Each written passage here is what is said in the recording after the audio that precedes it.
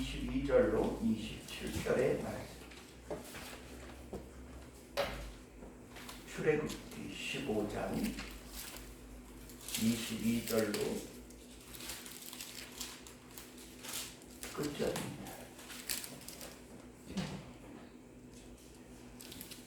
다 같이 합독하겠습니다. 모세가 홍해에서 이스라엘을 인도하매 그들이 나와서 수르 광야로 들어가서 거기서 사흘 길을 행하였으나 물을 얻지 못하고 마라에 이르렀더니 그곳 물이 써서 마시지 못하겠으므로 그 이름을 마라라 하였더라.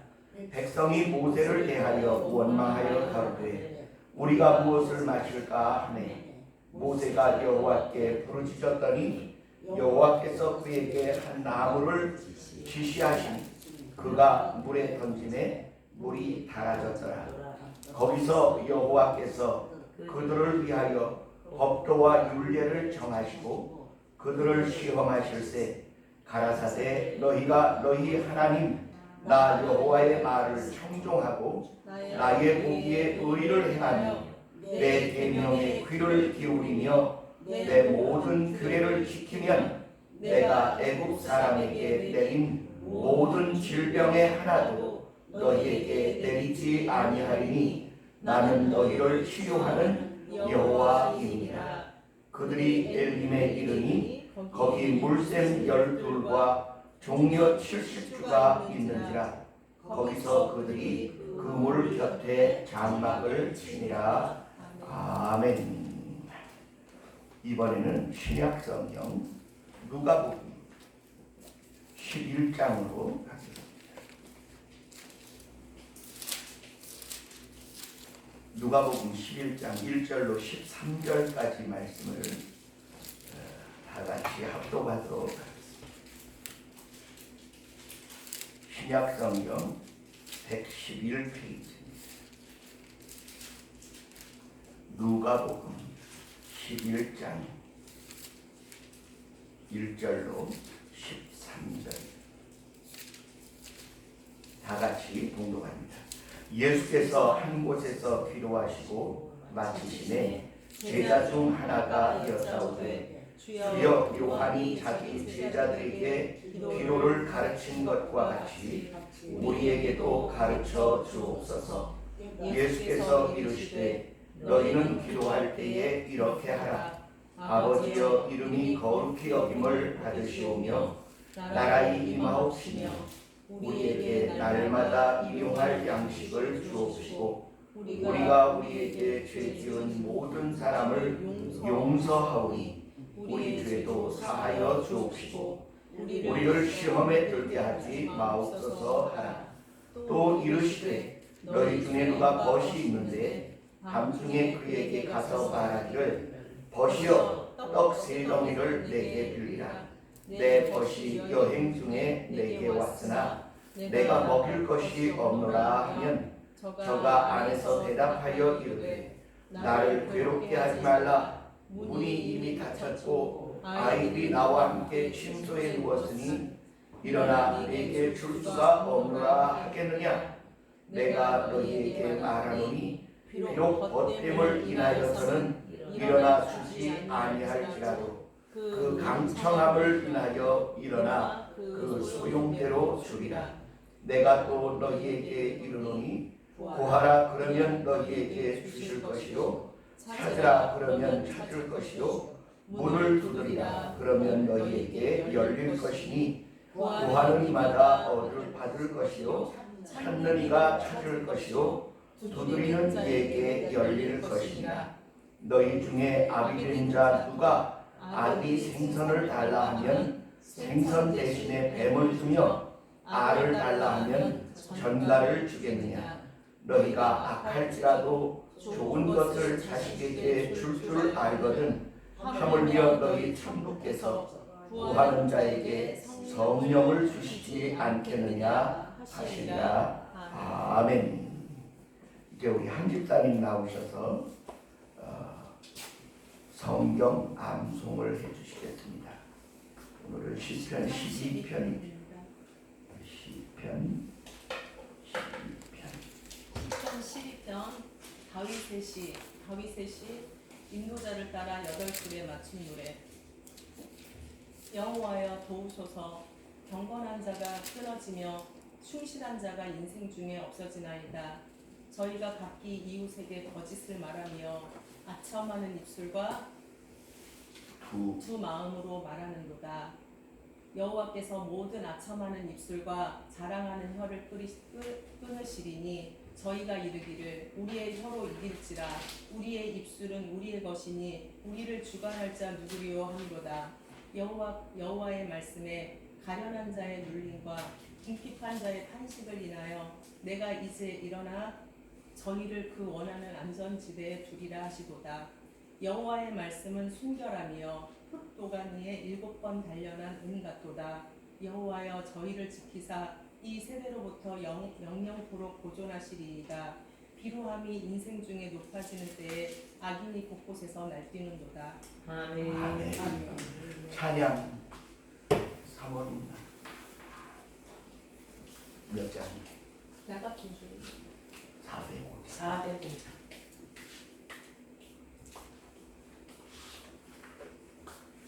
마이크 쓰시겠어요?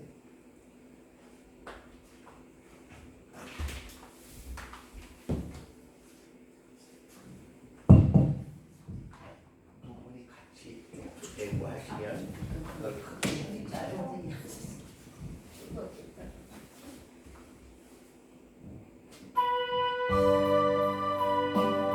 한음 낮추겠습니다.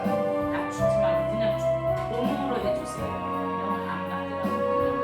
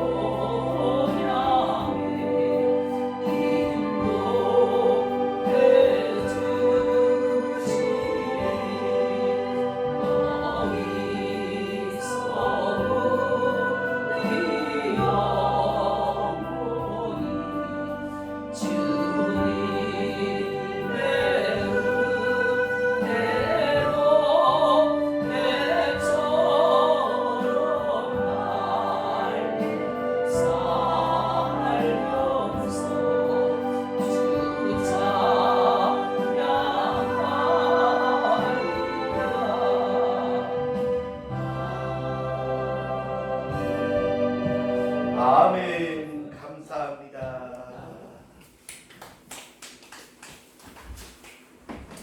잠시 기도한 후에 말씀을 상고합니다. 사랑의 아버지 하나님, 오늘 우리가 생명의 떡과 은혜의 물을 먹고 마시기를 원합니다. 우리의 영혼이 새 힘을 얻으며 세상을 이기며 하나님의 거룩하심을 드높이며 주의 놀라운 사랑과 은혜와 축복을 이 땅에 전파하기를 원하오니 우리를 생명의 빛 삼으시고 소금이 되게 하시고 구원의 향기가 되게 하시고 생명의 복음이 되게 하여 주옵소서. 오늘도 말씀을 통하여 우리에게 은혜 베푸시기를 원하시는 성령의 강력한 은혜와 예수 그리스도의 그 뜨거운 사랑이 우리 안에 충만하게 하셔서 전하는 입술과 듣는 귀가 복되게 하여 주옵소서. 예수님 이름으로 감사하며 기도합니다. 아멘. 오늘 말씀의 제목은 치료하시는 하나님이십니다. 이스라엘 백성들이 홍해 바다를 마른 땅으로 건넜습니다. 하나님의 놀라운 기적과 능력이지요.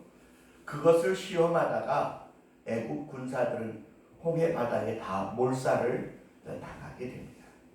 똑같이 바다의 능력과 기적의 길을 걸었으나 하나는 완전히 구원에 이르는 길이 되었고 하나는 완전히 멸망의 길이 되었습니다. 오늘날 많은 이들이 교회만 나가면 다 구원을 얻는 줄로 착각하는데 그렇게 생각하면 안 됩니다. 모든 이가 성령의 능력과 은혜를 체험하면 그것으로 이제 신앙생활의 완성이 되었다고 착각하기 되게 쉽습니다. 그런데 그렇지 않아요. 히브리서는 우리에게 말하기를 한 번 비침을 얻고 구원과 생명의 기쁨과 능력을 맛본 후에 다시 타락한 자들은 다시 회개케 할 수가 없다고 말하고 있습니다. 우리 인생이 살다가 한 번 승리했다고 해서 영원히 승리하는 게 아니라 자주 넘어질 수도 있고 쓰러질 수도 있다는 사실을 기억해야 합니다. 우리가 하나님의 사랑에 우리가 온전히 묶임을 받지 않으면 이게 영혼의 닷과 같이 튼튼하여 우리로 휘장 가운데로 열어놓은 생명의 길을 걷게 하기도 하시지만 어떤 이는 자기는 하나님의 구원의 줄을 굳건히 붙잡았다고 생각하는 순간에 놓치는 경우가 종종 있습니다. 홍해 바다, 그 죽음의 바다 가운데 생명의 길을 여신 그 하나님의 능력을 온전히 체험한 자도 있고 그것을 시험하다가 빠져 죽은 자들도 있다는 사실을 성도들은 기억해야 합니다. 그런데 이 바다에 생명의 길을 내시고 마른 땅으로 건너게 하신 하나님이요, 이스라엘 백성을 수르 광야에 들어와서 3일 길을 걷게 하셨는데 물을 못 만났어요. 이제 우리가 무엇을 마실까 이렇게 모세대로 원망을 하는데 마침 물샘을 하나 만납니다. 그런데 그 물을 마셔보니까 마실 수가 없어요. 얼마나 쓴지. 그래 이거 어떻게 하면 좋으냐고 그러자 모세가 하나님을 향하여 기도합니다. 하나님, 우리를 생명의 길을 걷게 하시고 이 자리까지 오게 하시니까 하나님이신데 기왕 물을 주시려면 단물을 주셔야지 왜 쓴 물을 주십니까? 그랬더니 하나님이 한 나무를 지시하시면서 그 나무로 그 물을 치료하라고 명령하십니다. 그래 그 나무를 잘라서 그 물샘에 던졌더니 그 물이 달아져서 마실 수 있게 되었더라는 것입니다. 문제의 해결은 가까이 있어도 우리의 머리로서는 해결할 수 없습니다. 그러면 왜 우리 힘으로 해결할 수 없는 문제를 하나님은 자기 백성 앞에 갖다 두셨을까? 그것은 출애굽기 15장에 우리에게 명백히 말씀하시는 구절이 있습니다. 그게 뭐냐 하면 하나님께서 이스라엘 백성을 인도하시고 그들을 광야 가운데에서 시험하시되 너희가 나 여호와의 말을 순종하고 나의 기뻐하는 선을 행하며 나의 법도와 규례를 지키면 내가 애굽에 내렸던 온갖 질병의 하나도 너희에게 내리지 아니하고 내가 너희를 지켜 보호하니 나는 치료의 하나님이시니라 이렇게 말씀하셨습니다. 하나님은 이스라엘 백성들을 연단하시고 훈련하시고 가르치시기 위하여 그들 앞에 쓴물을 준비해 놓으셨어요. 때로 우리는 이러한 쓴물들을 우리의 삶에 많이 만납니다. 예상치 않은 건강을 잃을 수도 있고 가정의 파탄을 만날 수도 있고 사업이 갑자기 몰락할 수도 있고 부모님이 갑자기 돌아가실 수도 있고 또는 자녀에게 어려움이 닥칠 수도 있다는 사실입니다. 이러한 모든 일들이 우리는 예상하지 못했을지라도 하나님은 이유와 뜻과 목적이 있어서 그것들을 준비하여 놓으셨다는 것입니다. 그러면 해결할 방법은 무엇이냐? 아주 간단합니다. 그 하나님을 향하여 물으면 됩니다. 하나님, 이 어려움이 왜 왔습니까? 이 환난을 내게 왜 주셨습니까? 왜 내게 쓴물을 만나게 하셨습니까? 하나님, 나의 삶을 인도하시며 내게서 얻기를 원하시는 바가 무엇인지 내게 가르쳐 주옵소서. 그게 필요하다는 거예요. 예수님이 기도를 가르치시는데 어떻게 가르치시느냐? 기도는 곧 사랑이거든. 기도는 곧 사랑이래요. 구하라 주실 것이요, 찾으라 찾을 것이요, 문을 두드리라 너희에게 열어주리라. 악한 자라도 자녀가 좋은 것을 달라 할 때 줄 아는데 하물며 하늘에 계신 너희 아버지가 너희 구하는 바 좋은 것을, 성령을 왜 주시지 않겠느냐? 하나님의 모든 뜻에는 사랑이라는 목적이 있고요, 그 방법이 사랑으로 해결될 수 있다고 하는 대전제가 걸려 있어요. 그리고는 기도를 가르치시면서 이렇게 말합니다. 친구가 한밤중에 찾아왔어요. 근데 그가 저녁을 못 먹었어요. 밤이 깊었어요. 그냥 배고픈 채로 자라고 하기에는 너무 안타까워요. 근데 집에 먹일 것이 없어요. 그래서 이웃집 친구를 찾아가서 문을 두드리며 말하기를, 이복에 일어나 떡 좀 빌려주게. 친구가 여행 중에 내게 왔는데 먹일 것이 없네. 그러니 떡 3덩이만 빌리세. 그러니까 밤이 깊고 문은 잠겼고 아이들도 다 잠자리에 들었는데 일어나 줄 수가 없으니 내일 오게, 내일. 그러면 그냥 오는 게 아니라 내 친구가 배가 고파하는데 내가 떡을 먹이고 싶어.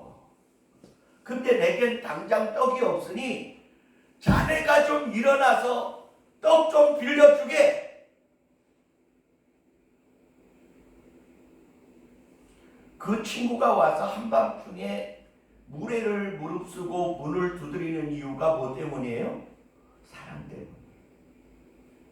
그러니까 귀찮아 죽겠네, 그만두고 내일 아침에 와. 그러지만 계속 두들기면 친구됨을 인하여는 일어나 주지 않을지라도 너의 그 강청함을 인하여는 소용대로 주리라. 그래서 계속 두드리면 그가 생각하기를, 참 귀찮아 죽겠네. 만약에 그 배고픈 친구가 나라도 저 친구가 이렇게 했을 거 아니야? 그럼 일어나 줘야지. 그래서 일어나서 떡을 주며 말하기를, 빨리 가지고 가. 내가 친구 때문에 주는 건 아니고 안 줬다가는 밤새도록 두들길 것 같아 준다. 여기 이 테마에는요, 이 이야기 테마에는 사랑이 가득해요. 배고픈 친구를 먹이고 싶은 간청하는 친구의 마음이 잘 그려져 있어요. 여러분, 우리 예수 믿는 사람들은요, 기도의 사명을 가진 사람들, 하나님에게 강청할 권리를 가진 자녀들은 하나님을 끊임없이 괴롭혀드려야 돼요. 우리 한번 따라합시다. 주여, 괴로우시더라도 내 기도 들으셔야겠어요. 하나님은 졸지도 아니하시고 주무시지도 아니하신다며요. 그러니 내 기도 좀 들어주세요. 그렇게 끊임없이 강청하라는 거예요. 이 이야기를 하는 예수님의 마음도 사랑이 가득하지만 오늘 우리가 이 기도의 의미를 깊이 따지면 하나님은 사랑이시기 때문에 사랑하는 자녀의 감청하는 기도를 절대로 외면하실 수 없다는 거예요. 그래 보세요. 구하라 주실 것이요 찾으라 찾을 것이요 문을 두드리라 열어줄 것이니라. 악한 자라도 자기 자녀가 떡 달라 할 때 돌 줄 자가 없고 생선을 달라 할 때 뱀을 줄 자가 없는데 하물며 하늘에 계신 선하신 너희 아버지께서 그 사랑하는 자녀의 밤낮 감청하는 바 왜 선한 것, 왜 좋은 것, 왜 성령을 주시지 않겠느냐. 하나님은 어떤 분이시냐면 자기 백성을 사랑하시고 자기의 말에 순종하고 자기의 뜻을 따라오는 자들을 사랑하시는 분이십니다. 아니 홍해바다 가운데에서도 건지시고 그 원수들을 이기고 나오게 하신 그 하나님이 설마 광야에서 그 백성을 죽이시겠어요? 하나님 약속하셨잖아요. 젖과 꿀이 흐르는 땅을 너희에게 주리니 너희는 내 명령을 따라 나오라. 그래서 나왔잖아요. 그러면 나머지는 누가 책임지셔야 돼? 먹는 거, 입는 거, 쓰는 거는 이제 하나님이 책임지셔야 돼. 왜냐? 우리는 하나님의 말씀에 순종해 나왔거든요. 이제부터는 그 일을 하나님이 책임지셔야 하는데 때로 우리의 믿음이 연약한 사람의 눈으로 보면 왜 정 집사는 저렇게 아프게 하십니까? 왜 손권자는 저렇게 힘들게 하십니까? 아니 아무개는 왜 저렇게 사람을 괴롭게 하십니까? 내 삶에 이런 쓴물들은 도대체 언제쯤 내게서 떠나가고 나도 젖과 꿀이 흐르는 가나안 땅의 낙원의 기쁨을 좀 맛보게 하시겠습니까? 하나님 좀 알려주세요. 알게 해주세요. 이렇게 우리가 주님을 향해 요청할 때가 많다는 사실. 그런데 하나님이 자기 속을 다 열어서 지금 보여주시는 중입니다. 내가 쓴물을 준비한 것은 너희끼리 무언가가 다 잘 될 거라고 착각하지 말고 나와 자주 만나자. 나와 자주 대화하자. 너희 어려움이 있을 때마다 내가 왜 이 쓴물을 준비했는지 그거 내게 좀 질문해 다오. 우리 한번 따라하시죠. 주님, 내게 쓴물을 주신 그 이유를 좀 알게 해주세요.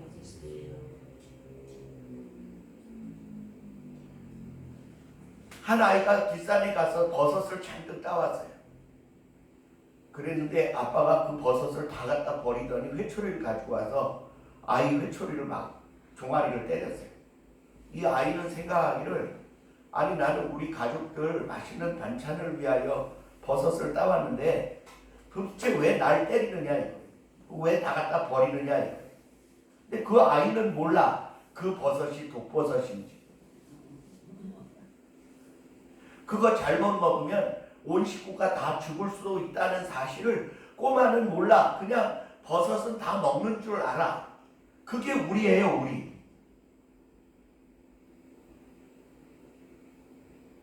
그때 우리는 하나님을 향해 질문해야 하는 거예요. 왜 때리세요? 왜 우리를 이렇게 힘들게 하세요? 좀 주님이 이유를 좀 가르쳐 주시면 안 되겠습니까? 그걸 구하라는 거예요.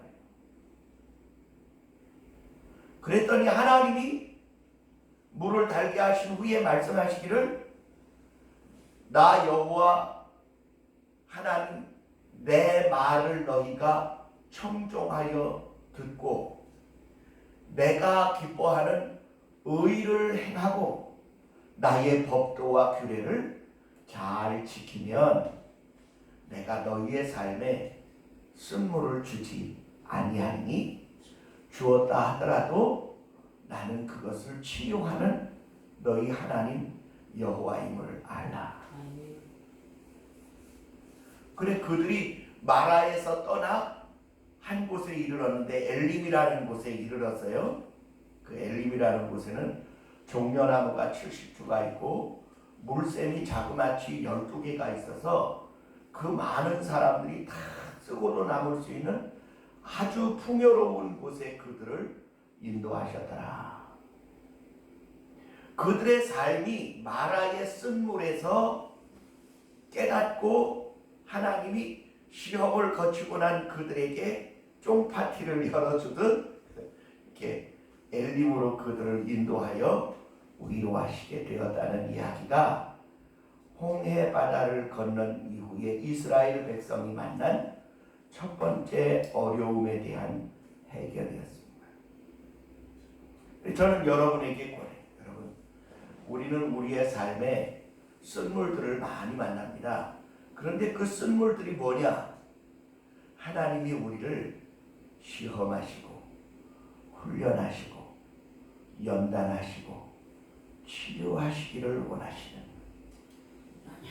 사실 우리 인생이 말이요, 부모에게서 떨어져 나와 결혼을 해서 성인이 되어졌다고 세상을 완벽히 다 아는 것도 아니고 다 책임을 질 수 있는 존재도 못 된다는 사실을 우리 자신은 알아요. 그리고 우리의 능력이나 우리의 힘으로는 해결할 수 없는 불가항력적인 문제들이 우리에게 파도처럼 끊임없이 다가온다는 사실에 대하여서도 그냥 세상이 어떻게 돌아가든 나는 나 하나 잘 먹고 잘 살면 그것으로 땡이다, 그렇게 생각하는 마음 편한 사람들도 있을지 모르지만, 나라와 민족이 가지 말아야 할 길을 가고 하지 말아야 할 짓을 하고 망할 짓을 즐거워하게 되면, 이때쯤 되면 근심을 가진 사람들이 많아지게 되죠. 오늘 우리 한 집사님이 시편 12편을 낭송하셨는데, 암송해 주셨는데, 세상의 나라의 비루함이 극에 달하고 참 미련하고 어리석은 사람들이 사방 곳곳에서 소리치면 난리를 치는 시대가 지금 이 시대가 됐어요. 미련하고 강포하고 어리석은 자들이 큰 소리를 지르고 의로운 자들이 자취를 감추는 시대가 이 시대가 되었어요. 지금쯤 감옥에 다 들어가 있어야 할 자들이 국회의원 배지 달겠다고 지금 출마하고 난리가 났어요. 수십 년 감옥에서 썩어야 할 죄인은 버젓이 사방팔방 자유롭게 돌아다니고, 국가에서 훈장을 줘도 시원치 않을 의인은 다 잡아다가 감옥에다 집어넣어놓고 이 핑계 저 핑계로 꺼내놓지 않는 시대가 되었어요. 그러면 이러한 시대에 우리가 해야 할 일이 무엇입니까? 기도입니다. 그게 무슨 기도입니까? 하나님, 나라가 이렇게 돼서는 안 된다는 사실을 내가 예전엔 잘 몰랐어요. 이제 내가 좀 책임 있는 사람으로 성숙되어지기를 원합니다. 하나님, 이 세상이 이렇게 어두워져 가면 나라도 내 삶의 빛이 그리스도로 말미암아 다른 이들에게 의와 생명의 빛을 비출 수 있는 존재로 성장할 수 있게 되기를 원하오니, 나를 훈련시켜 주시고 나를 연단시켜 주시고 나를 좀 빛나게 해 주시기를 원합니다. 그런 기도가 필요한데, 처처의 비루함과 수치스러움과 부끄러움이 모르는 자들이 저렇게 큰 소리를 치고 떠들 때 정의와 진실과 거룩함과 의를 위하여 핍박받는 자들의 그 가치가 얼마나 귀중한지를 이 시대로 좀 알게 해주는 그 한 사람으로 나를 좀 사용해 주옵소서. 내가 사람들에게 손가락질 받고 비난을 받고 조롱과 멸시를 당할지라도 주님이 그 시대에 십자가를 지시고 우리의 구원자가 되시고 생명의 원인이 되어주신 것처럼, 저로 이 시대에 이 어리석고 미련한 백성들 가운데 빛이 되게 하시고 소금이 되게 하시고 구원의 향기가 되게 하시고 의의 가치를 드높이는 하나님의 영광을 드러내는 존재로 서는 자리가 어디인지를 알게 하시고 나를 사용하여 주옵소서. 기꺼이 매도 맞고 손가락질도 받고 침뱉음도 당하기를 원하오니 하나님의 선하신 뜻이 이 시대에 우리를 통하여 나타나게 해달라고 요청해야 할 필요가 있습니다. 요한복음 14장에는 이렇게 말하고 있어요. 나를 사랑하는 자들은 나의 계명을 지킬 것이니 나의 계명을 지키는 자들은 내 아버지께 사랑을 받을 것이요 나도 그를 사랑하여 그에게 나를 나타내리라. 이렇게 말씀합니다. 그에게 나를 나타내리라. 사실 여러분 예수님처럼 깨어지고 으깨어지고 조롱과 멸시와 비난의 표적이 되지 아니하고 의를 드러낼 수 있는 길은 이 세상에 별로 없어요. 모든 향료들은요 상처를 통하여 향료가 만들어지고요 으깨어지고 갈아지고 비벼지고 짓이겨질 때 향기가 나게 되어 있어요. 하나님의 성전에 드려지는 관유에 쓰여지는 그 여러 가지 향료들은 다 같이 짓이겨지고 상처나고 비벼질 때 만들어지는 향료들. 우리는 우리의 삶에 생강이나 마늘을 그냥 썰어서 쓰지 않아요. 그것을 짓이겨서 씁니다.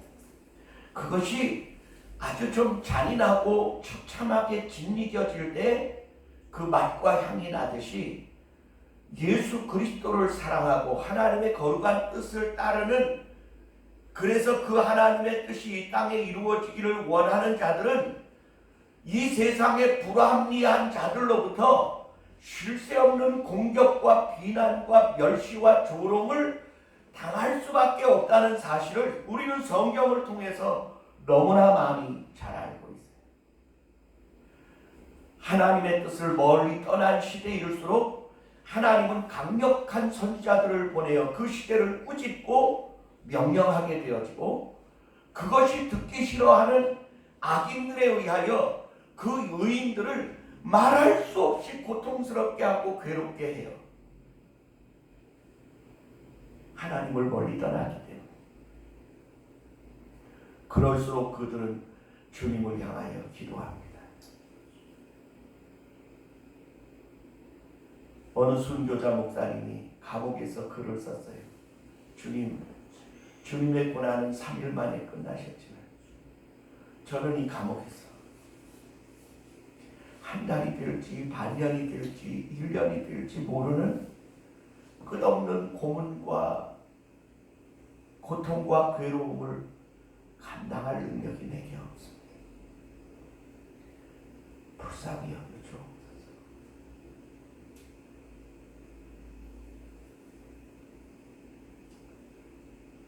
우리는 그런 순교자들의 터 위에 세우시고 있는 자입니다.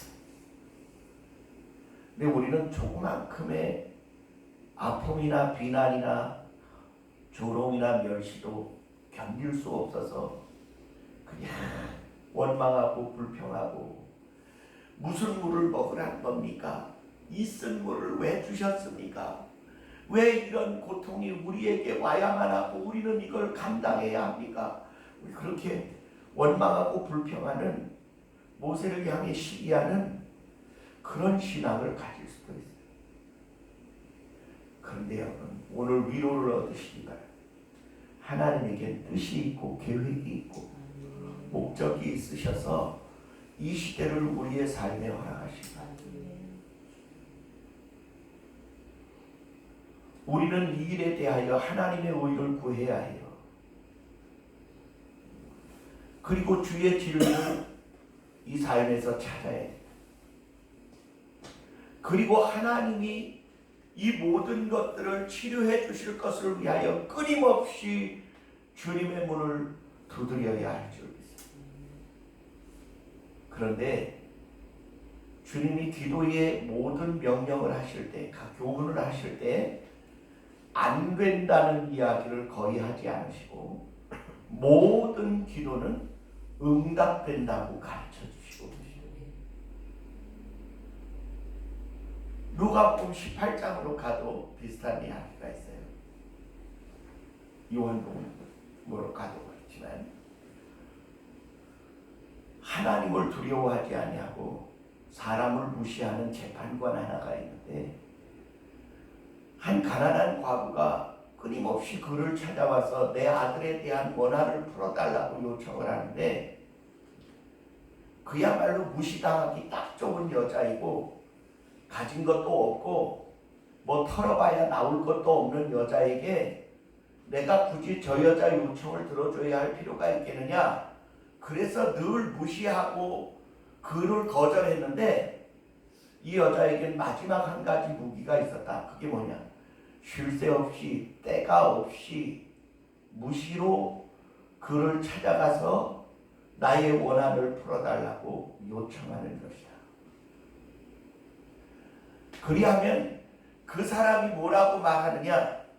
내가 하나님을 인정하지 아니하고 두려워하지 않으며 사람을 무시하는 사람이지만 저 여자는 내가 무시할 수가 없다. 만약 안 들어주면 끝없이 찾아와 나를 괴롭힐 테이니 내가 저 여자의 소원을 풀어주리라. 예수님이 기도를 가르치시면서 이 부분을 강조하시고 있는 거예요. 하나님은 우리를 무시하시는 분도 아니고 우리를 멸시하시는 분도 아니에요. 그분은 우리에게서 헌금을 받아내거나 뭐 우리에게서 뭐 특별한 어떤 것을 요청하시는 분이 아니에요. 그분은 사랑의 하나님이시고 우리의 기도에 응답하시기를 원하시는 분이시라서 불의한 재판관도 들어주는 기도를 내가 왜 내 자녀가 끊임없이 기도하는데 안 들어주겠느냐, 그렇게 말씀하십니다. 여러분, 이 시대를 위하여 기도하십시오. 나라를 위해 기도하십시오. 하나님은 반드시 들어주십니다. 어느 시대를 막론하고 불의가 정의를 이기는 시대는 없고요. 악인들이 의로운 자들을 처벌하고도 멀쩡히 그 역사에 빛나는 존재들은 존재하지 않습니다. 다만 그 때가 조금 늦어질 수는 있을지언정 하나님이 정하신 정의와 진실과 공의는 절대로 불의에 지고 끝날 수 없는 것이 하나님의 방법입니다. 그래서 저는 여러분에게 권합니다. 여러분, 우리의 삶에 다가온 쓴물, 나의 삶에 치워지지 않는 그 말할 수 없는 고통, 그거 치료하시는 이가 우리 하나님이시고 우리 예수님이십니다. 그러므로 여러분, 기도할 때 낙심하지 마시고 기도하시기 바랍니다. 응답은 조금 더디올지 모르지만 모든 기도는 응답하시겠다고 성경에 하나님이 약속하시고 보증하셨습니다. 그러므로 우리는 하나님은 사랑이시고 우리가 그 사랑 때문에 구하고 그 사랑 때문에 요청하면 반드시 들어주시겠다고 약속한 그 하나님이 그의 성령을 우리에게 보내셔서 이 악한 시대를 변화시키는 일에 우리를 값지게 사용하실 줄 믿습니다. 기도하겠습니다. 사랑과 의리가 충만하신 우리 주 아버지 하나님,